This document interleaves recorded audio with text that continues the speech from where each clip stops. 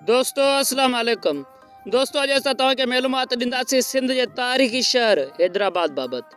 अचो त पोइ असांजी अॼु जी इन वीडियो खे शुरू था कयूं, आख़िर ताईं ज़रूरु ॾिसिजो, उमेद त तव्हांखे ज़रूरु पसंदि ईंदी। दोस्तों हैदराबाद सिंध जो ॿियो नंबर वॾो शहर आहे। हीउ ॾाढो सुहिणो सुठो ऐं वणंदड़ शहर आहे। इन जो असुलु नालो नेरून कोट हो, पर पोइ कलोड़े ख़ानदान जे हिकु नाले वारे बादशाह मियां ग़ुलाम शाह कलोड़े उन जो नालो फेराए हैदराबाद रखियो। हीउ शहर टक्कर ते अॼियल आहे, इन करे ॾाढो हवादार आहे। हिते जी आबहवा मुवाफ़िक़ आहे, इन करे हिते जूं रातूं थधियूं ऐं वणंदड़ थियनि थियूं। हैदराबाद जे ओलह में सिंधु दरिया आहे। दरिया जे पाणी उठराए साफ़ करे सॼे शहर खे नालियुनि वसीले पहुचायो वेंदो आहे। शहर जी वॾी रेलवे स्टेशन आहे, जिते राति ॾींहुं केतिरनि तरफ़नि खां रेल गाॾियूं अचनि थियूं।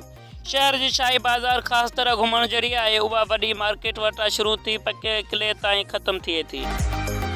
इन बाज़ार में हर क़िस्म जी शइ मिले थी ऐं रोज़ानो लखें रुपयनि जो वापारु थिए थो।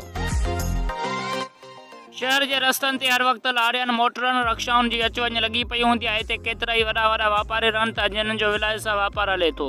हिते सीमेंट, कपिड़नि, बिस्किटनि ऐं शीशनि जा कारखाना आहिनि, जिन में केतिरा ई मज़दूर कमु कनि था। बाज़ार में मार्केट खां सवाइ हिते किलो, कलोरनि ऐं मीरनि जा कुबा, सिविल अस्पताल, रेडियो स्टेशन, केतिरा ई कॉलेज, गिंदू बंदर यानी चरियनि जी अस्पताल ऐं राणी बाग ॾिसण जहिड़ा आहिनि।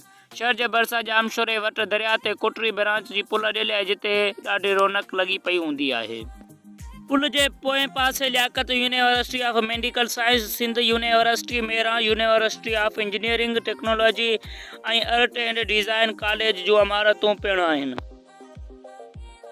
दोस्तों उमेद त असांजी अॼु जी वीडियो तव्हांखे ज़रूरु पसंदि आई हूंदी। अहिड़ी वधीक वीडियो ॾिसण जे लाइ असांजे यूट्यूब चैनल खे सब्सक्राइब कयो ऐं बेल आइकन जे बटन खे दबायो, जीअं असांजी हर वीडियो जो नोटिफिकेशन अव्हां ताईं पहुची सघे। त पोइ ॾींदा इजाज़त। अल्लाह हाफ़िज़।